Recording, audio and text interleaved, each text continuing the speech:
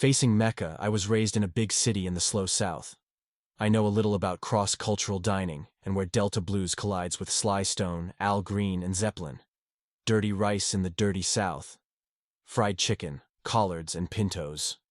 Fried Velveeta sandwiches and potato sticks. Fried pork skins and pork and beans. Fried, sometimes baked, to a crackly crunch during my high school career as one of the three majorities in a school of minorities. Bust in. When I wasn't in that reform school on Tobacco Road in Augusta, fried past Roman God Gold, passed out on Quaaludes, at my pool in suburbia, after a hard night in Buckhead. Before shopping and dining went from nice to cool.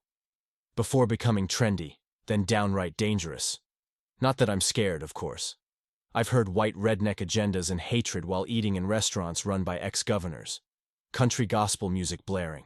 The only coloreds worked in the kitchen, or stocking the counter with knickknackers in the souvenir shop next to rebel flags.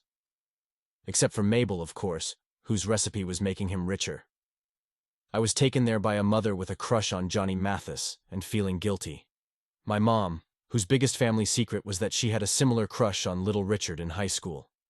I've been inspired by civil rights movements, particularly the one founded on nonviolent change, until its figurehead got murdered. You know the movement, but also the one where women I have known burned their bras to get equal pay at work, or freedom from suburban serfdom.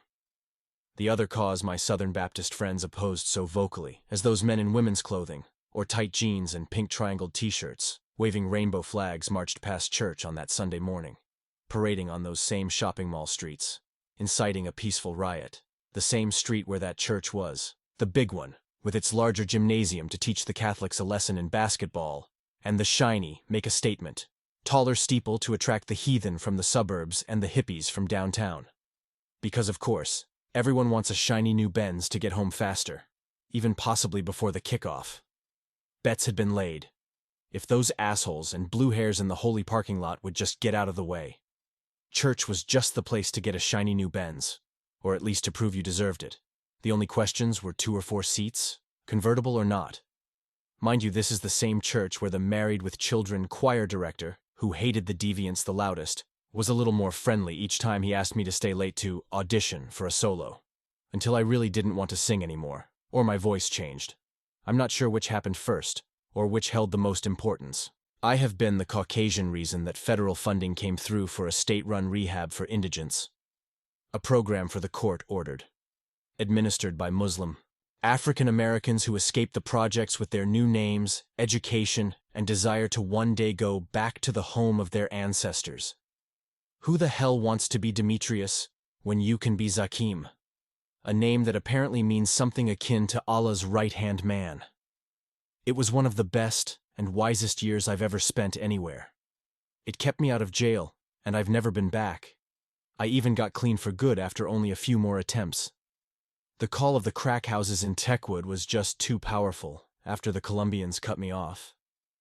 I was fine, though, because I went to school, reform or otherwise, with most of those young men in Techwood anyway. I had mad street cred. At least I wasn't jabbing holes in my arms anymore, seeking a hard-earned and well-deserved punishment from God. The punishment from all over TV, the death that originated either in the jungles of South America or Africa, or the gay bars of Midtown.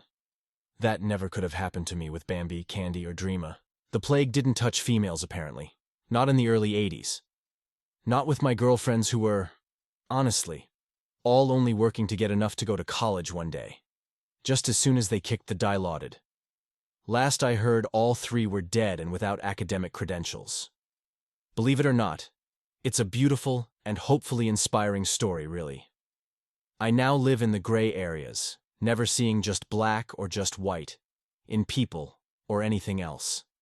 I probably always will reside there, a little disconnected from it all, and I'll forever face Mecca when I pray to no matter what.